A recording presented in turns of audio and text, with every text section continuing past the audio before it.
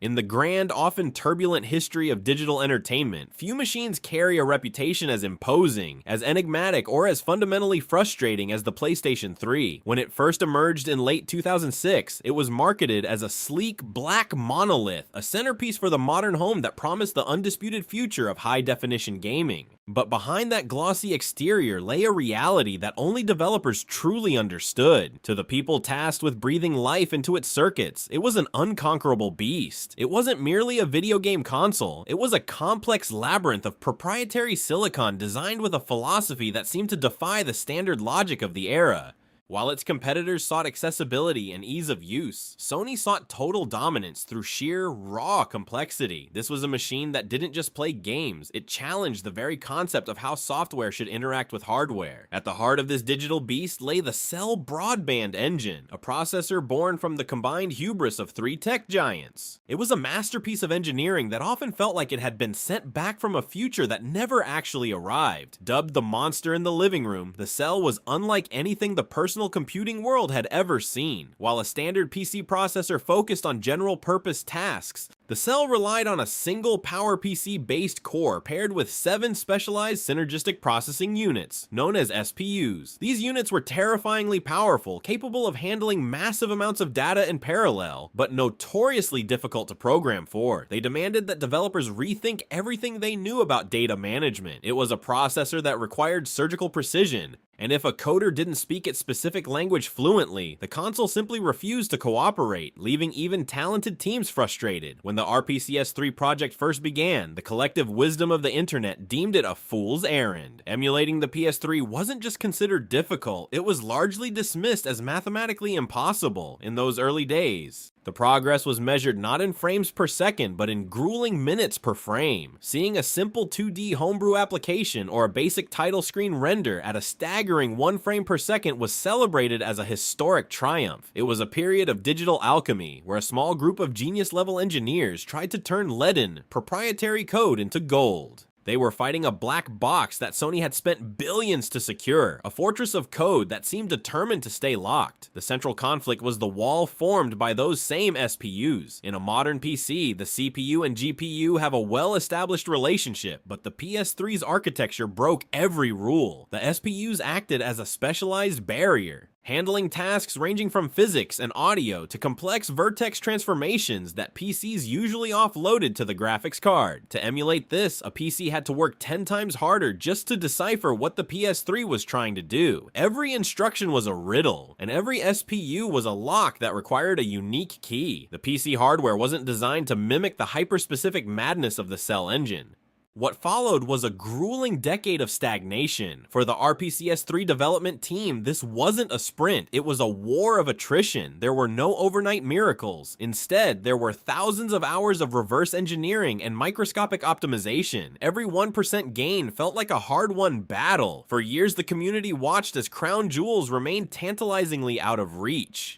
Before we continue, subscribe to the channel and tell us in the comments where you watch from. For years, we believed we had reached the ceiling of what modern CPUs could do. We assumed that the sheer brute force of hardware had hit its limit against the architectural wall of the PlayStation 3. Community had settled into a rhythm of minor updates, resigned to the fact that perfect emulation was a dream. But then, it happened. A silent update changed the logic of how the emulator actually speaks to the hardware, changing everything we knew about performance. The transition from the previous silent update into the core of the technical struggle was where the true genius of the RPCS-3 team began to shine. This period was defined by the translation problem, an invisible wall that stood between the PC and the PlayStation 3's complex heart. In the world of software emulation, the computer acts as a real-time interpreter, but the PS3's language was a dialect of such high complexity that it felt like trying to translate ancient poetry into modern code without losing the meter or the rhyme.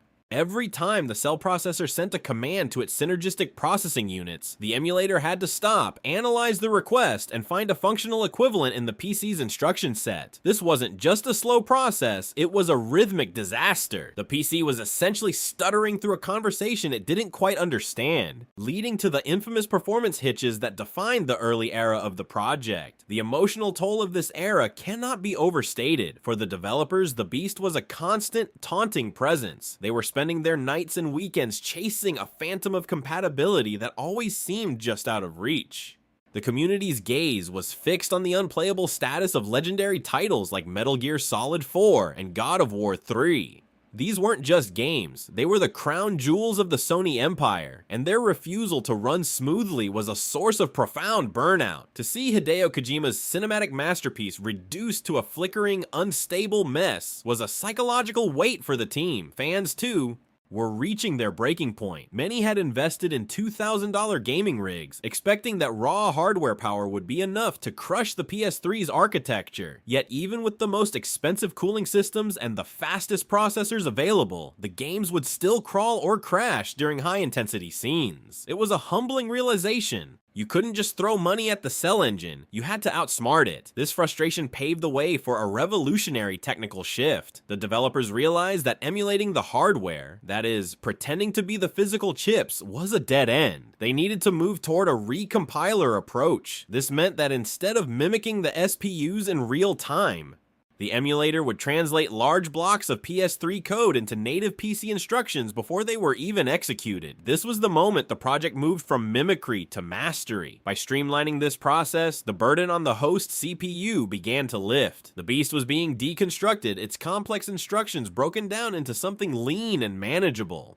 The introduction of LLVM served as the ultimate authority check in this battle. By integrating this sophisticated compiler infrastructure, the emulator gained the ability to predict code paths with uncanny accuracy. It was no longer just reacting to the game's demands in a frantic second-by-second struggle. It was looking ahead, pre-compiling instructions and preparing the hardware for what was coming next. This predictive logic was the secret sauce that finally began to stabilize the experience. Suddenly, the micro-stutters that occurred every time a new asset loaded started to fade. The erratic frame rates that had plagued the project for over a decade began to smooth out into something that resembled a fluid, professional-grade experience. Yet, the most shocking discovery was still to come. As the developers relentlessly chipped away at the inefficiencies of the translation layer, the code began to transform into something entirely new. It was becoming faster, lighter, and more elegant than anyone in the emulation scene had ever anticipated. This wasn't just about making high-end desktops with massive power supplies run games at 60 frames per second anymore. The optimization was becoming so profound that the overhead was vanishing. The developers realized that if they could solve the translation efficiency to this degree, they were knocking on the door of a completely different platform, a mobile world where the power of the once unconquerable beast could potentially be contained within the palm of a human hand. The sudden performance explosion felt like the breaking of a massive, long-strained dam. For years, the RPCS3 development team had been carefully placing bricks of code,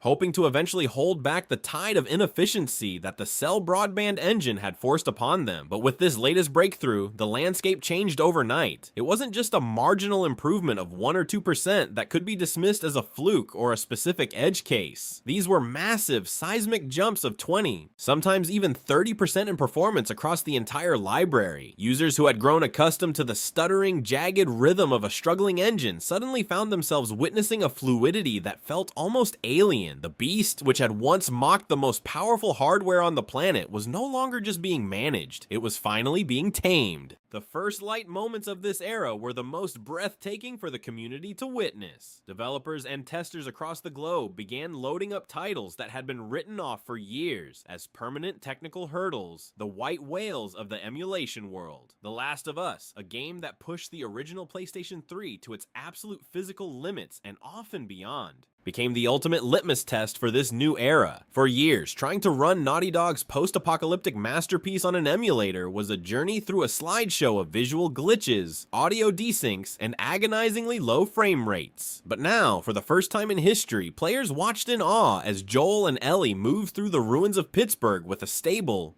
consistent frame rate that didn't buckle under the weight of the game's complex AI or dense environments. The world felt more grounded and the character movements more human, simply because the emulation engine was no longer gasping for air between every single frame. This wasn't a stroke of luck, it was a testament to a fundamental shift in the project's DNA. To understand how this was possible, one must look at the metaphor of understanding that the team had finally embraced. In its infancy, the emulator acted like a harried, overworked translator, frantically practically looking up every single word in a dictionary as it was spoken, often losing the context and the soul of the sentence entirely. It was a blind, mechanical process of substitution that wasted immense amounts of energy. However, through the continued refinement of the LLVM compiler and a deeper integration of the Vulkan API, the emulator stopped translating blindly and started understanding the actual intent behind the PS3's unique and often bizarre architecture. It began to see the logic of the synergistic processing units not as a series of isolated, impossible tasks, but as a cohesive, predictable stream of data. By grasping the intent of the original Sony developers, the emulator could map those complex tasks onto modern PC hardware with a level of grace and foresight that was previously considered unthinkable. It was the profound difference between merely reading a foreign language and truly speaking it from the heart. This newfound efficiency created a massive ripple effect that extended far beyond just higher numbers on a benchmarking tool. As the translation layer became leaner and more intuitive, the physical strain on the host PC began to plummet. For the first time, fans weren't seeing their high-end gaming rigs turn into literal space heaters just to run a game from 2008. The reduction in heat and power consumption was a silent but massive victory for the team. A process that once required every ounce of energy and every cycle a modern CPU could muster was now being handled with a quiet, cool efficiency. This shift whispered a possibility that many had deemed a pipe dream. If the power requirements were dropping this drastically, then the hardware needed to run these legendary games didn't necessarily have to be a giant power-hungry desktop tower anymore. The realization hit the development team during a routine optimization session that would change the trajectory of the project forever. As they polished the code to work more effectively with various PC architectures, they noticed something peculiar and incredibly exciting. The instructions were becoming architecture agnostic. The breakthroughs they had achieved in streamlining the SPU logic weren't just tied to the traditional x86 architecture found in the big Intel and AMD processors, because they were now dealing with the fundamental intent of the code rather than just the raw physical instructions of the cell engine. The bridge they were building was becoming universal. The code was becoming so refined, so remarkably thin, and so efficient that it didn't just look like a better way to play on a desktop. It looked like a blueprint for a future without any hardware boundaries. The internal logic was becoming faster and more efficient with every iteration, shedding the weight of decades-old limitations. It was now a lean, hungry piece of software that was no longer tethered to the massive power supplies and heavy liquid cooling systems of the past. In fact, it started looking like something that could survive and even thrive in an entirely different ecosystem, one that didn't need to be plugged into a wall outlet to breathe. The door was swinging wide open to a world where the power of a supercomputer console could finally be distilled into something that lived in the palm of a human hand. The code was becoming leaner, faster, and more efficient. So efficient, in fact, that it started looking like something that didn't need a massive power supply to run. The shift toward ARM architecture felt like discovering a new continent after years of sailing the same rough seas of x86 desktop processors. For the longest time, the emulation world was a playground for the elite, those with the heaviest power supplies and most aggressive cooling fans. But the ARM revolution, led by the sophisticated chips found in modern smartphones and Apple's transformative M-series silicon, was rewriting the rules of what was possible. ARM wasn't just a different way of processing data, it was a philosophy of surgical precision. While traditional PC processors solved problems with a sledgehammer of raw wattage, ARM used a scalpel. This was the new frontier for the RPCS3 development team, a world where the power of a once unrivaled console could be distilled into a form factor that didn't require a dedicated electrical circuit to stay powered on. The collision of these two worlds was nothing short of cinematic. On one side stood the legacy of the Cell broadband engine, a design so complex it spent nearly 2 decades as the undisputed king of technical complexity. On the other side was the ultra-thin, hyper-efficient architecture of the mobile device. The drama of this confrontation lay in the sheer audacity of the goal, fitting a supercomputer console into a device that fit snugly in the palm of a hand. It was a clash between the heavy, industrial past of gaming and a sleek mobile future. The developers weren't just porting a piece of software, they were attempting to fold a mountain into a suitcase. The idea that a chip designed to manage social media and camera filters could also handle the multi-threaded demands of an SPU-heavy PlayStation 3 game seemed like total madness to the industry's old guard. Yet, The transition to mobile environments introduced a terrifying new adversary, the thermal wall. Unlike the original PlayStation 3, which had a chassis built around a massive fan and copper heat pipes, or the high-end gaming PCs that relied on liquid cooling to keep the beast in check, a smartphone is a closed, airtight ecosystem. There are no fans to exhaust the heat generated by the intense calculations required for PS3 emulation. In this mobile landscape, heat is a silent killer of performance. When a mobile chip gets too hot, it engages in thermal throttling, drastically reducing its speed to prevent physical damage. This meant the RPCS3 team couldn't just rely on the raw speed of these new ARM chips. They had to make the emulation process so efficient that it could run at full speed without triggering the device's internal alarms. Every wasted cycle was a degree of heat, and every degree of heat brought them closer to a performance collapse. The stakes of this struggle were incredibly high. If the team could successfully bridge the gap between the cell architecture and ARM, they would effectively render the concept of console generations obsolete. The distinction between a home console and a portable device would vanish into the digital ether. It would mean that 17 years of gaming history, once locked behind the proprietary walls of a single machine, would become truly platform agnostic. This wasn't just about convenience. It was about the democratization of gaming culture. It meant that the masterpieces of the 2000s would no longer be tied to aging, dying hardware, or expensive power-hungry desktops. They would belong to the world, accessible to anyone with a modern mobile device. However, the road to this liberation was paved with frustration. The initial attempts to port the recent breakthroughs to mobile environments were met with a series of crushing setbacks. The early ARM-compatible versions of the emulator were plagued by memory address errors and GPU driver crashes that seemed insurmountable.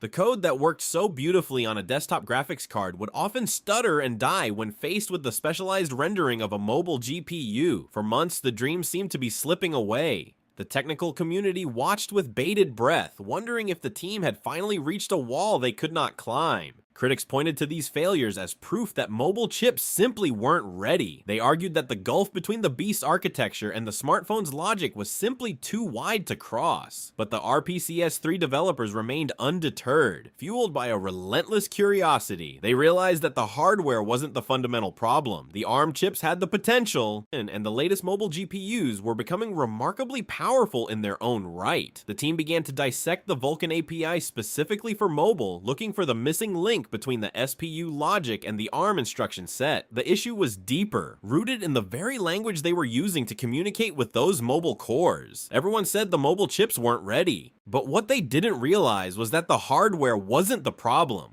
It was the way we were talking to the GPU. The breakthrough did not arrive through a sudden surge of raw processing power, but rather through a fundamental shift in how the RPCS3 development team utilized the Vulkan API. For years, the team had been attempting to bridge the gap between the complex cell architecture and mobile graphics processors by using traditional translation methods that were simply too heavy for the limited overhead of a smartphone. Then they unlocked a new level of technical communication by stripping away the layers of abstraction and speaking directly to the mobile GPU's silicon. They found the specific language that the hardware had been waiting for. It was a moment of true technical alchemy, where the high-pressure demands of the synergistic processing units were finally translated into the fluid, low-latency instructions of the Vulkan framework. The climax of this journey arrived not in a massive laboratory, but on the glowing screen of a flagship mobile device. The air in the global development community seemed to thin as the first successful tests were shared. On a chipset no larger than a postage stamp, a complex, high-fidelity scene from a AAA PlayStation 3 title began to render with shocking stability. It was not just a static image or a stuttering mess of broken pixels. It was a living, breathing world. Characters moved with a fluidity that had previously been reserved for high-end desktop rigs with liquid cooling. The frame rate counter, once a symbol of the emulator's struggle, now sat at a steady, playable pace. To see a game that once brought a 7-pound console to its knees now running effortlessly on a device that weighed less than half a pound was nothing short of miraculous.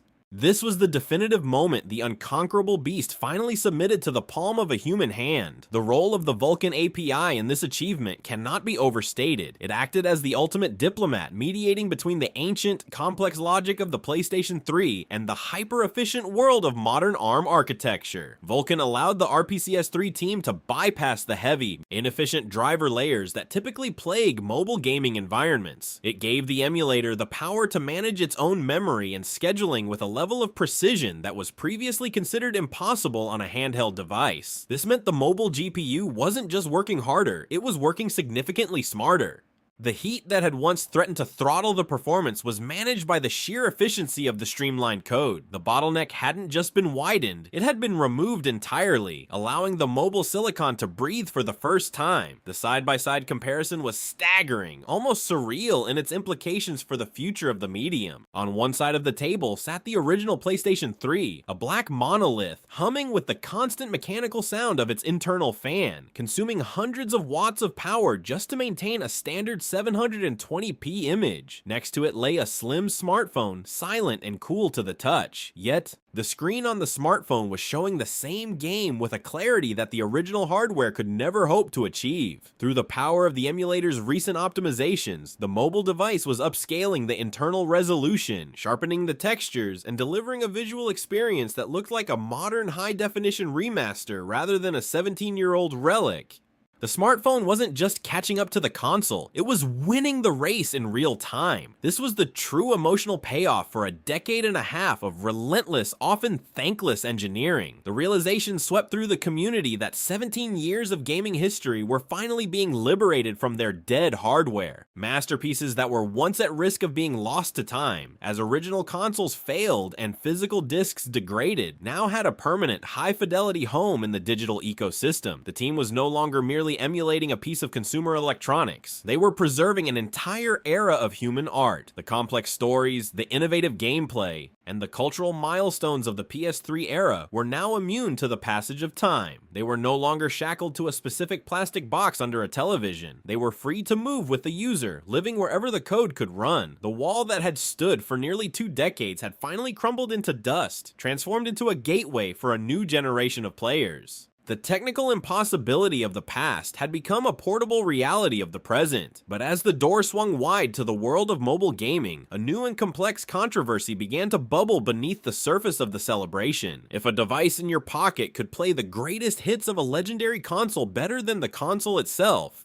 the very foundation of the hardware industry was under threat. The achievement of the RPCS3 team didn't just solve a technical puzzle, it raised a provocative question about the future of gaming. As the line between mobile and console began to vanish, the world began to wonder what this meant for Sony and the very concept of owning a dedicated gaming machine. The wall has finally crumbled. But as the door opens to mobile gaming, a new controversy arises. What does this mean for the future of Sony and the hardware industry itself? The shift in the emulation landscape occurred with the quiet intensity of a tectonic plate moving beneath the ocean. What began as a series of incremental updates to the RPCS3 code eventually coalesced into a singular, undeniable reality. The era of proprietary hardware locking away software was over. This breakthrough changed the rules of the game overnight, proving that the complexities of the cell broadband engine were no longer a labyrinth without an exit. For nearly 20 years, the PlayStation 3 had been a digital fortress, its architecture a maze of specialized processing units that defied traditional logic. Through years of relentless engineering, that fortress has been dismantled. The wall didn't just crack, it dissolved, leaving behind a clear path for every gamer to access a massive library of classics without the need for the original power-hungry monolith. This achievement sends a tremor through the boardrooms of hardware giants and the wider gaming industry. When a smartphone can render a AAA epic with more stability and visual fidelity than a dedicated console from the recent past, the traditional business model begins to fracture. Manufacturers have long relied on hardware generations, often selling remastered versions of the same titles to keep consumers tethered to new ecosystems. Now, that cycle faces its greatest challenge. If a 5-year-old mobile device can outperform a modern remaster by running the original code through a highly optimized emulator, the value proposition of the dedicated console changes fundamentally. The RPCS3 team has inadvertently democratized high-end gaming, making the latest hardware less of a requirement and more of a luxury. The industry must now face a world where their software legacies are no longer under their total control, as the community has proven that the art is more resilient than the plastic it was born on. We are looking at a future vision where the concept of a gaming library is no longer tied to a specific box under a television. In this new reality, your entire collection from 2006 to today lives in your pocket with zero compromise. The friction of hardware limitations is evaporating. We are entering an age of digital ubiquity where the transition from a PC to a mobile ARM-based tablet is seamless. This isn't just about playing games on the bus. It is about the total liberation of digital media. The distinction between a mobile game and a console game has been permanently blurred. The breakthroughs in the Vulkan API and the streamlined translation logic mean that the soul of the PlayStation 3, its unique games and artistic vision, can now inhabit any vessel that carries a modern chip. None of this was a lucky accident. It was the product of a decade of genius-level engineering finally hitting its full stride. The RPCS3 team didn't just wait for computers to get faster. They forced the software to become smarter. They spent 17 years locked in a silent war with the beast, deciphering the cryptic instructions of the cell architecture and rebuilding it for a new millennium. Their persistence is a testament to the power of open source collaboration and the refusal to accept that any system is impossible to emulate. We are witnessing the end of hardware limitations. The technical debt of the past has been paid in full, and the dividends are shared with every gamer. As we look back at the history of the PlayStation 3, we can finally see it for what it has become, a fully understood machine. The monster in the living room has been tamed, its secrets laid bare by developers who saw potential where others saw frustration. How soon will you realize you don't need a console anymore? The software has outlived the machine, and in doing so, it has finally become immortal.